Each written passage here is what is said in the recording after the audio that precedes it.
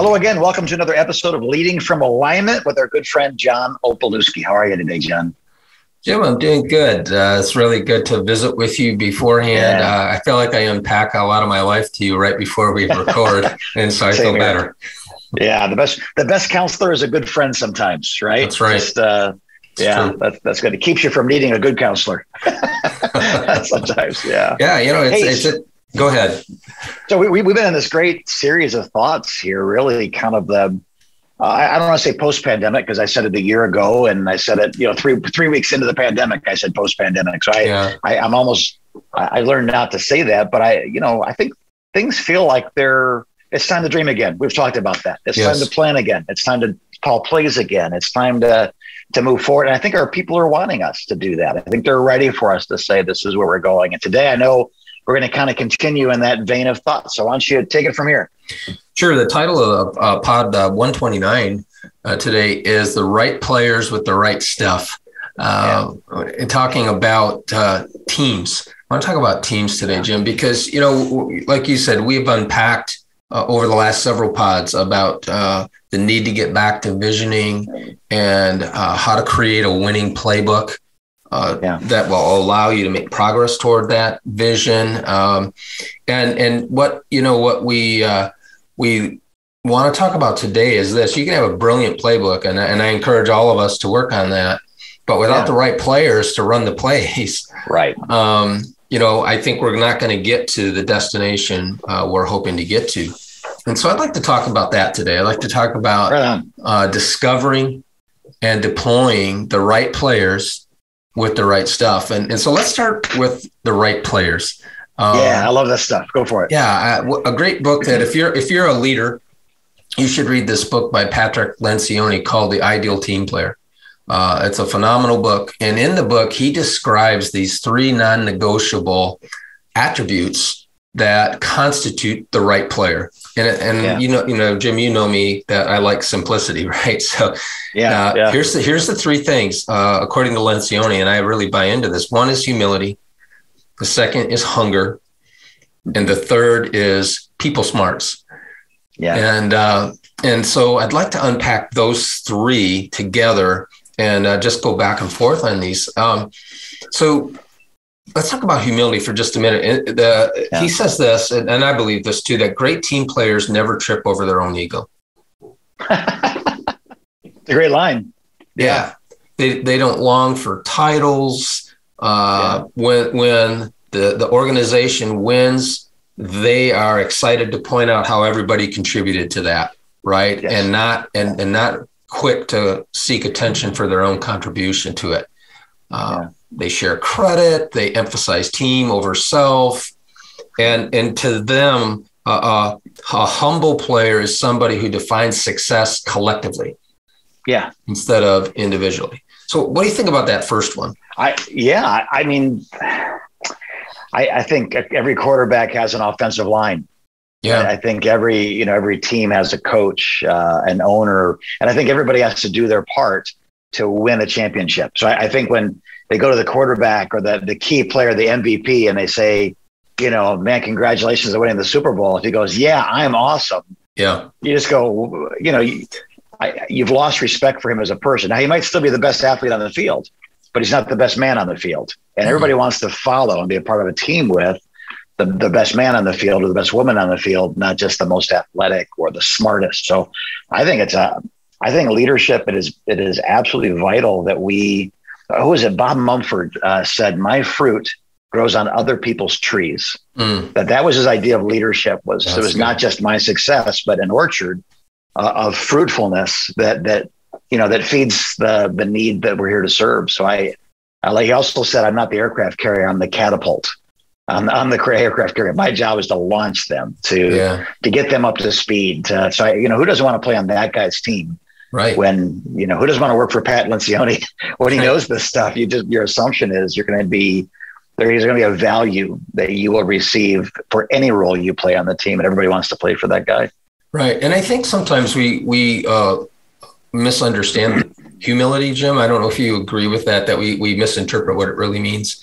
I believe this, that humble people don't think more highly of themselves than they should, nor do they think more lowly of themselves than they should. Yeah. The most arrogant people I've ever run into, and the ones who were really down on themselves had one thing in common, and that's insecurity. Yeah, sure. Yeah. They were both insecure. Yeah. They dealt with their insecurity in a different way. And so to me, insecurity and humility are like oil and water. Yeah. So we're not talking about beating yourself up, thinking that you're less than, diminishing the gifts that God has given you, right? But not overinflating that either. Humility is, I think, an accurate assessment of what God has deposited in your life.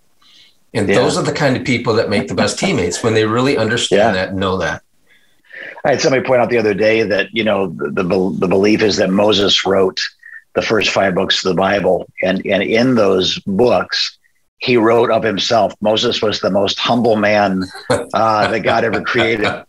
You go, wait a minute. But I think it comes back to a definition of humility. It's not thinking less of yourself. It's thinking of yourself less. It's thinking of, I am here to serve. The leadership pyramid of Christianity, of the kingdom, is upside down. It's it supports the weight, not gets the height. You're the foundation, not the pinnacle that everybody looks at. Right. So I think it is not a dichotomy to be humble. And I don't think he was proud of his humility. I just think it was true. Yeah. He was the most humble person. Wow, because I talk to God, and God talks to me, and I know who I am. I know where I am. I know what I am. I've been a failure. I'm not a failure anymore. I've been a murderer. I'm a life giver now. Oh, you're this, you're that. If they sing his praises, it doesn't make him anything that he's not. If they say you're an idiot, it doesn't take away from him anything he is. Right. He knows who he is. So I think I agree. How do I know a humble person is? It's probably the person with the least number of insecurities, right? That I think so. I can't shake them up because they know who they are. That's right. So here's the second one. The second one is hunger. And we'll just spend a little bit of time on this. The right team player has this insatiable desire to learn and grow. Yeah. They want to take on more responsibility. They don't have to be motivated that much, right? They bring this desire to the table with them. Yeah. Now, I'm not talking about people who are self-promoting, or narcissistic. That's not what we're talking about here. We're talking about somebody who has this internal commitment, Jim, to excellence and to going the extra mile. Those are the kind of people that make the best teammates. They just bring that. And Jim, I don't know if it's possible. I'm curious what you think about this. For me to actually move the needle there very much with somebody, that I feel like they either bring that to the table or they don't. I don't know. What do you think? Yeah, I agree. The difference between me building a tree fort as a kid and me doing my homework is one I was passionate about. One was a mandatory, graded, assessed task. And one was a creative, wonderful thing. I put a lot more hours into my tree forts than I did into my homework, because that was me expressing who I was. So I think it's incumbent upon us as leaders that when we place people in leadership positions, we're asking the right questions. We're not asking them to help us. We're understanding our role is to help them discover who they are, and then release them in these environments so that there is that natural desire. Like, you're born for this. I don't have to. Right. My bulldog, by breeding back 1,000 generations, sleeps 22 hours a day. I could not motivate her to chase anything farther than 100 feet because that's all she has, But she's very motivated when she sees a squirrel for some reason. She's very motivated when she sees a cow. She's a bulldog. She wants to go bite them for some reason. So I think discovering it. If I was trying to train a bulldog to be a hunting dog that dove into the water to get the duck I just shot, well, they sink. I can't motivate her beyond her natural. Hey, Jim, you just froze up there. Towards that. I said I can't motivate her beyond her natural abilities. Yeah. But if I get a squirrel in the front yard and she sees that thing, man, I don't have to teach her to go after it. She, by nature, by creation, by breeding, so if we can send people towards their squirrels, towards their balls, towards what they were created to do. My goodness, and if not, then it's homework. So homework is a legal thing. We do the most we can do before we get in trouble, or the least we can do before we get in trouble. It's law. It's not grace, And so a little bit later in our discussion today, I want you to maybe talk a little bit more about that. Because I feel like that's a really important piece of the puzzle here. We're talking about building teams. And the reason we're doing this, Jim, is because we get a lot of feedback from leaders saying this is one of the hardest things for us to do. The top 5 hard things to do. This is in the top 5. And so we want to spend some time on it today. But here's the third characteristic that, the right person, they have people smarts. This attribute has nothing to do with IQ. No, it has everything to do with EI, which is emotional intelligence. It's being able to understand what's going on in a room and respond appropriately to that. I think people smarts is knowing how other people experience you. It's being able to answer the question or understand it's being able to understand what the answers to this question. What's it like to be on the other side of me? Yeah. That's what we're talking about when it comes to people smarts. What do you think about this third characteristic, Jim? Yeah. I'm trying to say this the right way. There are theologians who care deeply about minutia and the original Hebrew, which matches up with the Septuagint that goes into the Greek. I get that. That's wonderful. But if you can't get that from your head to somebody else's head, you're not a teacher. If you can't get that from your heart to someone else's heart, you're not a preacher. And I think same thing in meetings, right? That if I'm spouting off, I need you to do this. We just gave homework assignments to kids that want to build tree forts. But if we know that our words are hurting them, then we can change our words. If we know that our words are not motivating them, then we can change the tone of our words. If we know, I think it's everything. The guy who is the best coach, think of the 5 people that changed your life. Let's just think of your favorite teacher, whatever grade you were in. What was their education level compared to the rest of your teachers? Nobody knows. Right. What was their income compared to the other teachers that were not your favorite? Nobody knows. They were not your favorite teacher because they were the most educated or the most affluent or the best breeding or they wasn't. They connected with you. Yeah. They found value in you. They celebrated you. And that's what made you believe that you were supposed to be a biologist. You weren't supposed to be a biologist. You had a really good biology teacher who cared about you. Mm-hmm. And you thought, well, I'm going to be a biology teacher someday, so that is what I think that's what pastoring is. That's what Jesus did. He met people where they were and found them as they were, and then celebrated what he saw when he looked at them. Woman caught in the act of adultery, he calls daughter. I'm not ashamed of what you've done. I love you, the you that I see when I look at you. I think the same thing. The emotional intelligence of leadership. I'll take a dumb one that's emotionally intelligent over a smart one any day. That these guys have built great companies that have 3rd grade educations. How is that possible? Well, it's more than knowledge. Yes. There's something else that makes them a great leader. Right. Yeah, for sure. And so when those 3 attributes come together, humility, hunger, and people smarts, I think you have an emerging leader on your hands, right? Yeah. Somebody who can probably build teams. And you and I are not going to get to the end zone just because we have a great vision, a mouth-watering vision, or we have a brilliant playbook. We need the right players. So that's the first half of the discussion, is the right players. Let's talk about the right stuff for a few minutes, Jim. And I know that you and I talk about this a lot. We've talked about some of this on the podcast. We've written about it. We've done conferences on it. I mean, this is one of our messages we keep coming back to over and over again. But I really want to hear from you, because this is your area of expertise. Let's talk about the right stuff. So people, they've got these character traits. But right stuff, can you speak to that? Like, how do I know that I've got the right, I know, okay, this guy's the right person, but how do I know I have him or her doing the right thing in the right spot, in the right role? So can you speak to that, Jim? Well, I think that is so important to get right, because let's say you're a coach of a winning team. Everybody wants to play for Alabama.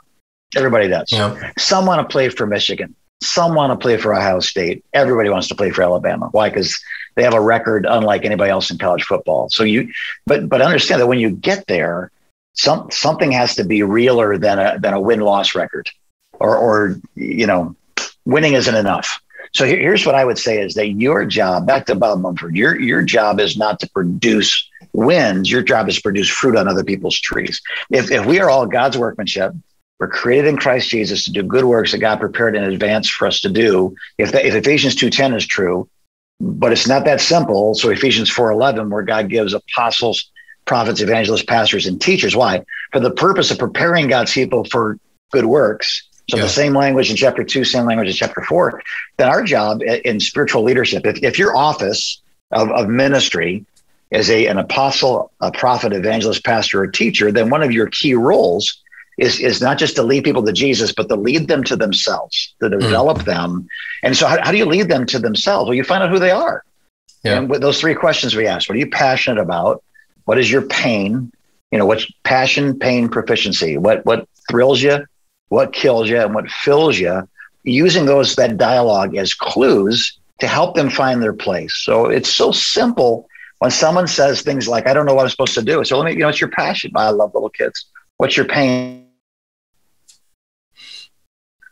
And Jim, you cut out there a little bit, and little kids that don't have a daddy, it just lost you again. Yeah, that's okay. So we got the passion. We got the passion. Passionate. Yeah, and then pain. Like all children that don't have a daddy. I wish I could do something. What's your proficiency? I love kids. They love me. Well, you're looking at one of the greatest children's workers or children's pastors that you've ever met. They just don't know it yet. Right. So you get to introduce them to themselves. You get to prepare them to be who they are. You get to release them. So instead of recruiting, we need 3 more workers in children's ministry. You're getting to know them, you're refining them, and then you're releasing them. And so our role as leaders is to be on a treasure hunt for the things that God has hidden in our path, that he's tucked away inside of people. They're carrying it in their DNA. Like my bulldog sleeps a lot.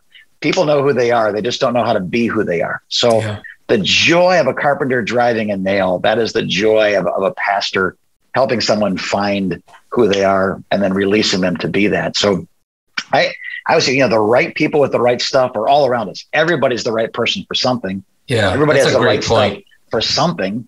No one has wasted DNA. No one has wasted breath. God does not waste. So everybody, we are all God's workmanship, and we are not managers. We're Indiana Jones. We got a whip and a gun, and there's big balls trying to kill us. And there's these treasures inside of people. We get to unearth those treasures, reveal it to themselves, and then release them to be that there is no greater life that I would ever want to live than being a pastor. It is an amazing thing. And then to see them teach their first children's lesson, or their first youth lesson, or their first business deal, whatever they become, whatever they're supposed to be, not just, ministry in the church, but the other stuff too, man, to watch them build that company, to watch them become that housewife, to watch them hold their baby in their arms. I don't know why anybody in their right mind would not want to be a pastor, if that's what you understand pastoring to be. Yeah.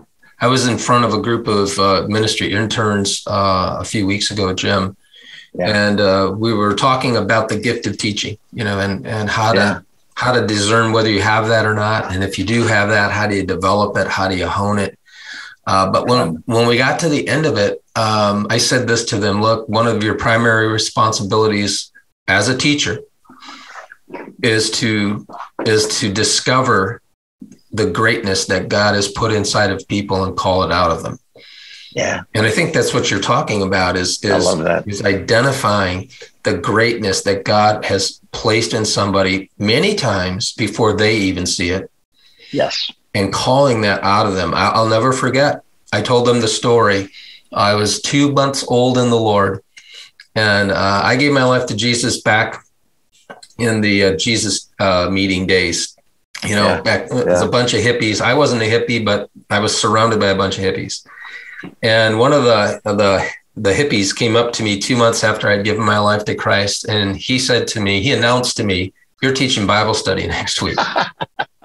Great. I was petrified. Yeah. And I told him, I think I spent 40 hours preparing for a 20-minute Bible study because I was so nervous. Yeah. And it actually went better than I had hoped. Right. And yet, so this hippie saw something in a 2-month-old baby in the Lord that I didn't see. And I thank God for that person in my life. I'll never forget him.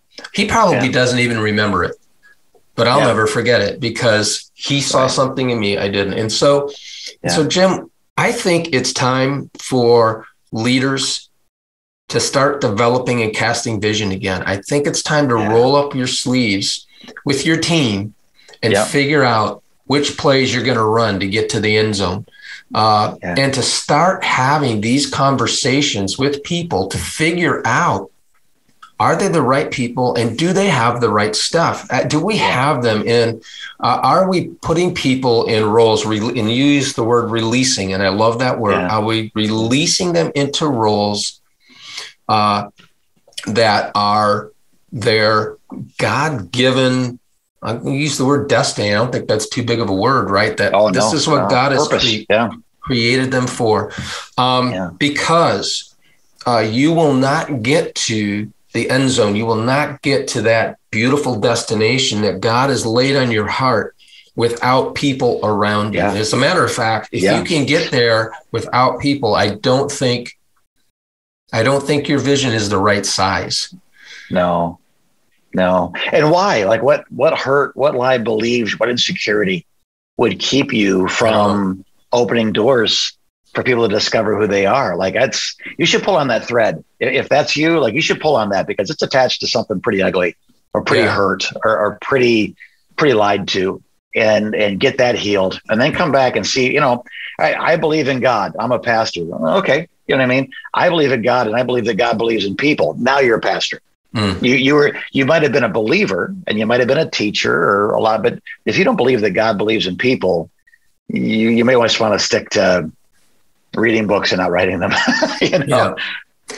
And so I think that I'd like to do one more segment on this series, Jim. We've talked about vision. We've talked about a playbook. We've talked about the right players doing the right things. I'd like to talk about the last thing in this series, and we'll do this on the next pod, is talking about how values play into all of this, and the fuel that values can provide to actually give us the energy, the organizational energy to get to where we want to go. So I'd like to talk about that in the next pod, if that's okay with you.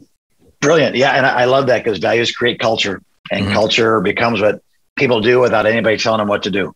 It's a really, I love it. Thank you, John. I just would say to all of the people that are watching and listening, if you're in the room and we have these conversations or not, these are the conversations we have. We are always talking about how to be helpful to the body of Christ, how to be helpful to leaders and business leaders and educational leaders and church leaders. And I know, John, sometimes people go, man, I didn't get enough from that conversation you just had. Can I have a conversation with you, with one of the team members? How would they go about talking with you or somebody on Converge's staff about the issues we discussed? Sure. We offer a free 30 minutes of our time to anybody who would like it. And that's not every week. Just clear. Right. Yeah. But you go to our website, convergecoach.com, and select a contact us link, and that opens up a form, and you can give us just the basic information we need to reach out to you and tell us what's on your mind. And we'll spend 30 minutes with you. And, maybe 30 minutes is all you need. That might be all you need is 30 minutes, and it's no obligation to you. But you might find after 30 minutes, hey, we need to go a little deeper. And then we could talk about what that looks like. So that's the best way to get a hold of us. Perfect.